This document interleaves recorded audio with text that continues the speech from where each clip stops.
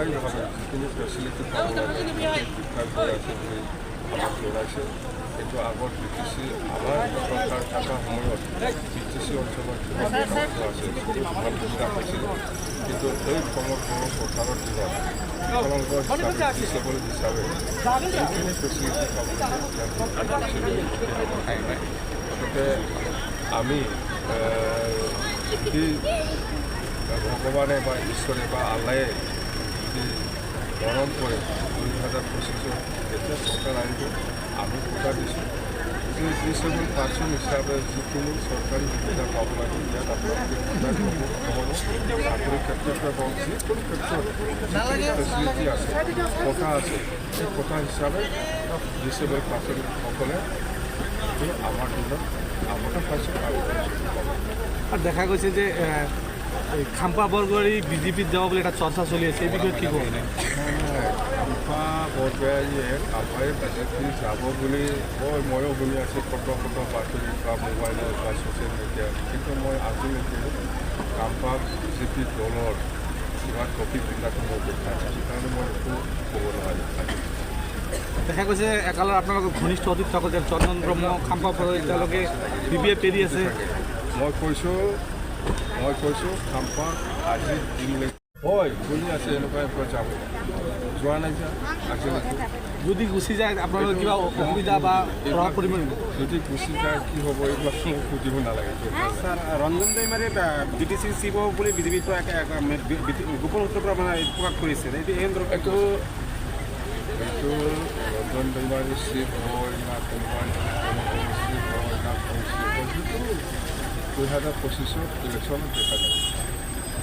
25 ইলেকশ্যনৰ পিছত আপোনালোকে বিজেপিৰ সৈতে কিবা মিত্ৰতা কৰাৰ সম্ভাৱনা আছে নেকি? ইলেকশ্যনটো আমি নিজাববীয়া খেলিব মিত্ৰতাৰ কথা। ইলেকশ্যনৰ পিছত যদি এনেকুৱা পৰিস্থিতি আহে এইটো ইলেকশ্যনৰ পিছত ৰিজাল্টৰ পিছত দেখা যাওঁ কি হয়। এইটো মই আজিৰ দিনত এতিয়া ইলেকশ্যন হ'ব 2025 এপ্ৰিল মাহত হ'ব লাগে। ইলেকশ্যন ৰিজাল্টৰ পিছত এইটো কি হয় দেখা যায়। আজিৰ দিনত একো ক'ব লাগে। ঠিক আছে। এইটো উপলক্ষে BTC অঞ্চলত আমাৰ কোকৰাঝাৰ বা গোসাইগাঁও বা পৰ্বতজৰা বা চিৰাং বিজনী বা বাক্সা ওদালগুৰি ভেৰগাঁৱৰ পৰা একেলগে লগ লাগি যিটো আজিৰ এই হিষ্টৰিক যিটো ডিচেবল ডে এইটো পালন কৰাৰ আজি এই অপেন যিটো মিটিং মুকলি সভা বা আপোনালোকৰ এই BTC অঞ্চলৰ ডিচেবল পাৰ্চনসকলৰ যিটো সন্মানীয় প্ৰেচিডেণ্ট ছেক্ৰেটাৰী বা ডিষ্ট্ৰিক্ট পৰ্যায়ৰ যিসকল আহিছে সন্মানীয় প্ৰেচিডেণ্ট ছেক্ৰেটাৰীসকল, মই প্ৰথমতে আপোনাৰ সকলোলৈ মোৰ আন্তৰিক আৰু শুভেচ্ছা যাচিছোঁ। তো আজি বহুত বছৰ পিছত হয়তো মই আজি আপোনালোকৰ এই সভাত উপস্থিত হ'ব পাৰিছোঁ। মনটো খুব ভাল লাগিছে যে ইমান বছৰ পিছত আপোনালোকৰ লগতে একেলগে এই মঞ্চত থাকি পেলাই কিছু কথা ক'বলৈ সুবিধা পাই পেলাই। তো আপোনালোকৰ হৈ আমাৰ MLA ডাঙৰীয়া ৰবিৰাম নাৰ্জাৰীয়ে বহুত কথা ক'লে, নিশ্চয় বুজি পাইছে আপোনালোকে বিকলাংগ হিচাপে ডিচেবল পাৰ্চন হিচাপে চৰকাৰৰ পৰা বা যিকোনো পৰ্যায়ত আপোনালোকে কি সুবিধা পাব লাগে নালাগে সেইবিলাক বিষয় লৈ আপোনালোকক জনাই দিছে। তো এতিয়া হ'ল অলপ আগতে আপোনালোকৰ প্ৰেচিডেণ্ট চাহাবে মোক যিটো কথা ক'লে যে 2025 চৰকাৰ আহিলে আমাৰ বিকলাংগ লোকসকলৰ কাৰণে কিছু সুবিধা লৈ পেলাই যিটো মেমৰেণ্ডামত লিখিলে বা মোক জনালে, এইটো মানে 2025 কিবা চৰকাৰ হ'ব নিচিনা লাগি আছে। মই হ'ব না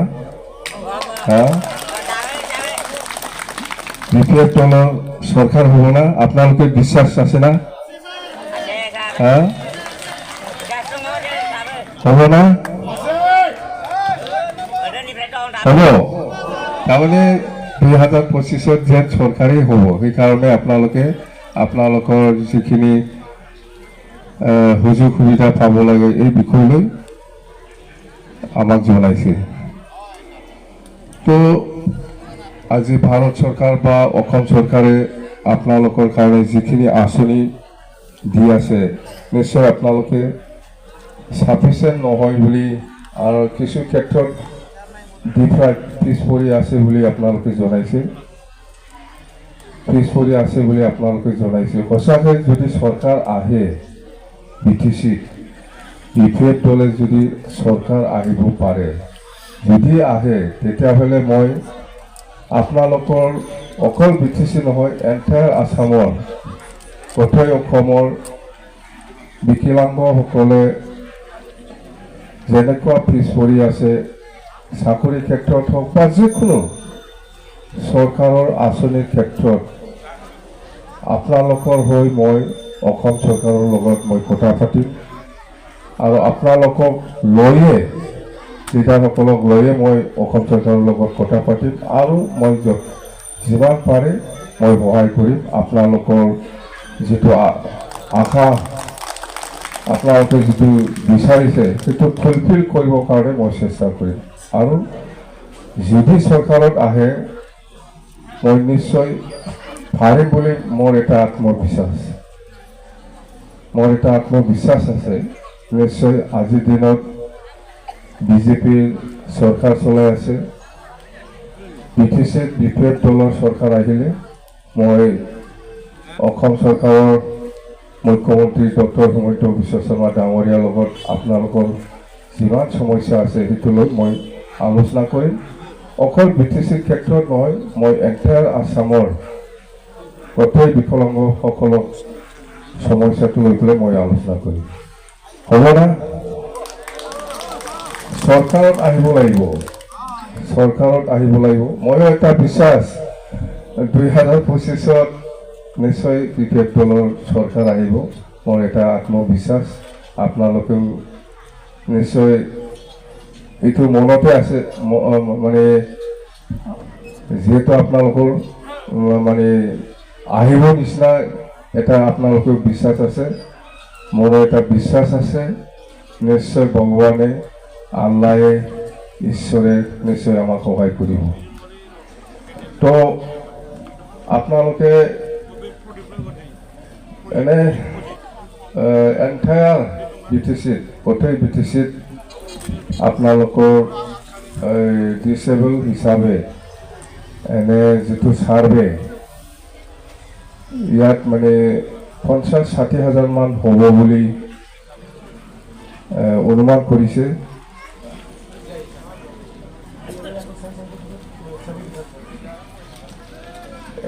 সেন্সাস 2001 না 2001 হলে এতিয়াতো 24 বহুত বাঢ়িব, মানে 1 লাখ প্লাছ হ'ব পাৰে। কিয়নো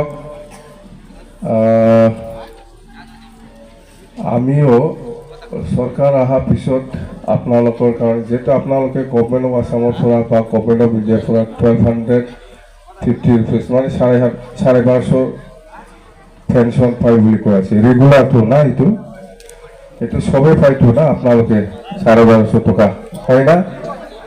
চবেই পাইতো না? চবেই নাপায়? চবেই নাপায়? কি কাৰণত নাপায় যেনিবা?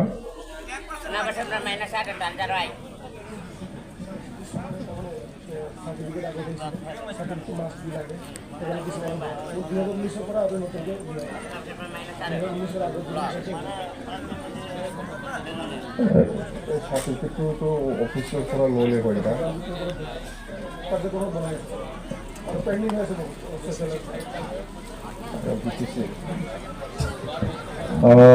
কিছুমান নিয়ম কানুন আছে যিসকলে পোৱা নাই, হয়তো চাৰ্টিফিকেটটো আপোনালোকে পোৱা নাই।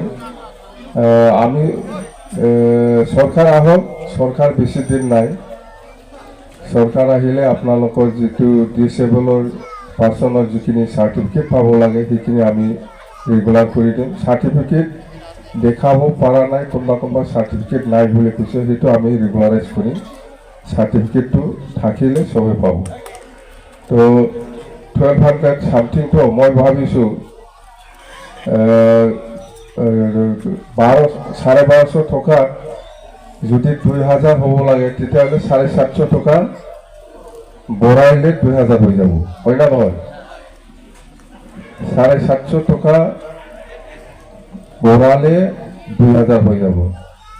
যদি 60,000 মানুহ হয়, 60,000 যদি হয় বা 70,000 যদি হয়, ইয়াত কিমান যাব? 750 টকা যদি বঢ়াই BTCৰ পৰা 375 লাখ বছৰত যাব না? কিমান যায়? 750 টকা 60,000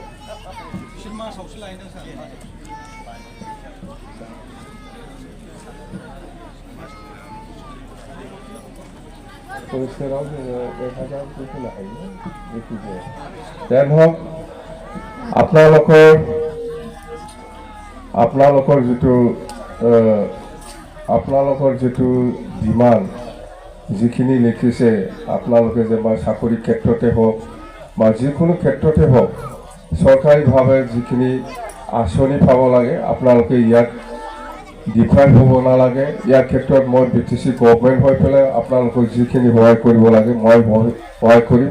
আৰু এইটো অসম চৰকাৰৰ লগতো আপোনালোকৰ বিষয় লৈ মই আলোচনা কৰিব। তো যিসকলে চাৰ্টিফিকেট নাথাকাৰ কাৰণে পোৱা নাই, সেইটো আমি চাৰ্টিফিকেট বনাই দিওঁ। এইটো আমাৰ কাৰণে ডাঙৰ সমস্যা নহয়। হয়তো চাৰ্টিফিকেট নাথাকাৰ কাৰণে কিছুমানে পোৱা নাই দেই। আৰু আপোনালোকৰ চাকৰি ক্ষেত্ৰতো আপোনালোকে লিখিছে ইয়াত, আৰু BCTC ক্ষেত্ৰতো লিখিছে।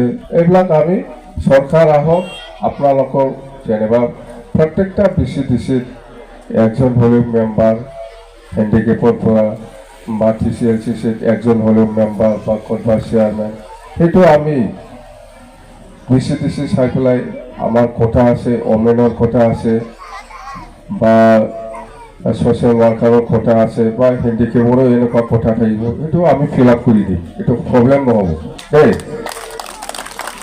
BCTCৰ ক্ষেত্ৰত আছে, ছ'চিয়েল ৱাৰ্কাৰ থাকে, হেণ্ডিকেপো থাকে বা এনেকুৱা বা মহিলাৰ কথা থাকে, সেইবিলাক কথা আমি ফিল আপ কৰিব পাৰিম। আৰু আমি এনে যেতিয়া নেকি BCTC কিবা হ'ব, নিৰ্বাচন হ'ব, ইয়াতো আপোনালোকৰ হেণ্ডিকেপ হিচাপে আপোনালোকে কোটা যিটো থাকিব লাগে সেইটো থাকিব।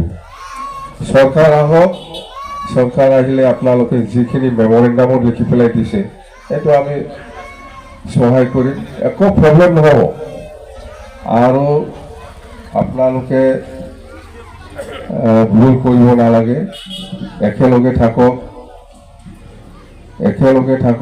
আপোনালোকে যেনেকুৱা এছ'চিয়েশ্যন আছে বা কমিটি আছে, ইয়াত একেলগে থাকক, একগোট হৈ থাকক। তেতিয়া আপোনালোকৰ যিবিলাক ডিমাণ্ড, যিবিলাক আপোনালোকে আশা কৰিছে চৰকাৰৰ পৰা, সেইটো নিশ্চয় সম্পূৰ্ণ হ'ব বা ফুলফিল হ'ব। আপোনালোকৰ ভিতৰত যদি কোনোবা পাইছে, কোনোবা পোৱা নাই বুলি, অমুকে এনেকুৱা আমাক দিয়া নাই, এইবিলাক হয়তো কোনোবা আগে কোনোবা পিছে এনেকুৱা হ'ব পাৰে। তথাপিও সংগঠন হিচাপে, কমিটি হিচাপে আপোনালোকে একগোট হৈ পেলাই থাকক। নিশ্চয় আমি আপোনালোকৰ যিটো বিচাৰা, হেণ্ডিকেপ হিচাপে যিটো বিচাৰিছে, সেইটো আমি দিম। চৰকাৰত আহক, চৰকাৰ আহক 2025-ত আকৌ আপোনালোকে আমাক লগ কৰক। কৈছে লগ কৰাৰ কথা, ডিষ্ট্ৰিক্ট ৱাইজ, কোকৰাঝাৰ হওক, গোসাইগাঁও হওক বা চিৰাং হওক বা বাক্সা হওক বা ওদালগুৰি, ভেৰগাঁও, আপোনালোকৰ একটা কমিটি আছে যিহেতু, এই হিচাপত আমি লগ কৰি পেলাই সাব ডিভিজন ৱাইজত বা ব্লক ৱাইজত যিমান হেণ্ডিকেপ আছে, ইহঁতক কি পাইছে পোৱা নাই আমি হিচাপ লওঁ। আৰু চৰকাৰৰ পৰা যিখিনি পাব লাগে, ইয়াৰ পৰা আপোনালোকে যাতে ডিফাৰেণ্ট নহয়, ইয়াৰ কাৰণে যিখিনি সহায় কৰিব লাগে মই কৰিম। আৰু মই কৈছে আপোনালোকৰ কমিটিটো লৈ পেলাই একবাৰ হ'লেও অসমৰ মুখ্যমন্ত্ৰীৰ লগত চৰকাৰ অহাৰ পিছত অসমৰ মুখ্যমন্ত্ৰীৰ লগত আপোনালোকৰ সুযোগ সুবিধা বা আপোনালোকৰ যিটো সমস্যা সেইটো লৈ আলোচনা কৰিবৰ কাৰণে মই সুবিধা দিম। চৰকাৰ আহিব লাগিব কিন্তু দেই। অসমৰ চিফ মিনিষ্টাৰৰ লগত যদি একবাৰ লগ পায় আপোনালোকৰ যিবিলাক সমস্যা নিশ্চয় সমাধান হ'ব। মই সেইটো চৰকাৰ আহক, মই সেইটো এই সুবিধাটো মই কৰি দিম। হ'ব না নালাগে? চিফ মিনিষ্টাৰক লাগে না নালাগে? লাগে না? তাৰমানে আপোনালোকৰ যিবিলাক সমস্যা সেইটো লৈ চিএম ছাৰৰ লগত একবাৰ কথা পাতিলে নিশ্চয় আপোনালোকৰ সমস্যাটো ফুলফিল হ'ব। যেনিবা BTC হিচাপে যিমান পাৰে আমিও সহায় কৰিম। আপোনালোকে ইয়াত যিখিনি মেমৰেণ্ডামত যিখিনি লিখিছে এই মেমৰেণ্ডামটো মই পাহৰি নাযাওঁ। আপোনালোকক লৈ আলোচনা কৰিয়েই মই এইবিলাক কাম সম্পূৰ্ণ কৰিবৰ কাৰণে মই চেষ্টা চলাম। কিন্তু চৰকাৰ আহিব লাগিব আগত। ৭৫,০০০ এই ঘৰে ঘৰে চাকৰি এইবিলাক মই যিটো নোৱাৰে সেইবিলাক কৈ লাভ নাই, হয় না নহয়? নমুনা নোৱাৰে ইয়াতো নখ চাকৰি সুযোগ প্ৰমোদতো ঘৰে ঘৰে চাকৰি দি দিলে চবকে। এনেকুৱা মই খোৱা মানুহ নহয় না, ময়ো খুব লাগে এনেকুৱা। ময়ো ক'ব লাগে যিটো নোৱাৰে সেইটো মই কিয় কওঁ? প্ৰমোদ বড়ো হ'লেতো চব ডিচেবল এই বিকলাংগসকলক চবকে ঘৰে ঘৰে চাকৰি দিম বুলি ক'লে হয় প্ৰমোদ বড়ো। এইটো সম্ভৱ নাকি? যিটো নহয়, হয় না নহয়? কোনোবা পাব হেণ্ডিকেপ সকলৰ ভিতৰত কোনোবা চাকৰি পাব, কিয় নাপাব? কিন্তু সৰুৱে 100% পাব বুলি কোৱাটো এইটোতো উচিত ঠিক নহয়। হয়তো কোনোবা চাকৰি কৰিব পাৰে, কোনোবা দোকান দি পেলাই খাব পাৰে, কোনোবা কিবা একটা বিজনেছ কৰি পেলাই খাব পাৰে। এনেকুৱা সুবিধাটো আমি দিব পাৰে, হয় না নহয়? চব মানুহতো চাকৰি নকৰে। ইয়াত বিজনেছ কৰিবৰ কাৰণে আমি আৰ্থিক সাহায্য দিব পাৰে, হয় না নহয়? না এইবিলাক নালাগে? কোনোবাটো চাকৰি নকৰিব না, কিবা একটা সৰু বিজনেছ দোকান দি পেলাইতো খাব পাৰে। তো এইবিলাক আর কি সিস্টেমটো। তো যাই হোক মই সেইখিনি কলো। সরকার আহক 2025 এপ্রিল মাহত। ইয়াৰ পিছত আপোনালোকৰ লগত আৰু একবাৰ লগ কৰিম, আলোচনা বিলোচনা কৰি পেলাই আকৌ দিছপুৰত একবাৰ যাম। সেইখিনি কলো মই। দে যাগोন না দেই? आसा थाबाय फैगौ समाव नोंथांमोननि जिथु जिउ सोलेर बियो आलो गोजोनै जाहाथे जायगा मोनलांबाय थायो। दिनै जेरै दङ भबिष्यतावबो जाहाथे मोजाङै थांनानै थानो हायो, बेखौनो आङो इसोरनाव आरज गाबनानै आंनि बुंनायखौ बेखिनियाव फोजोबो। गोजोन्थों। Thank you.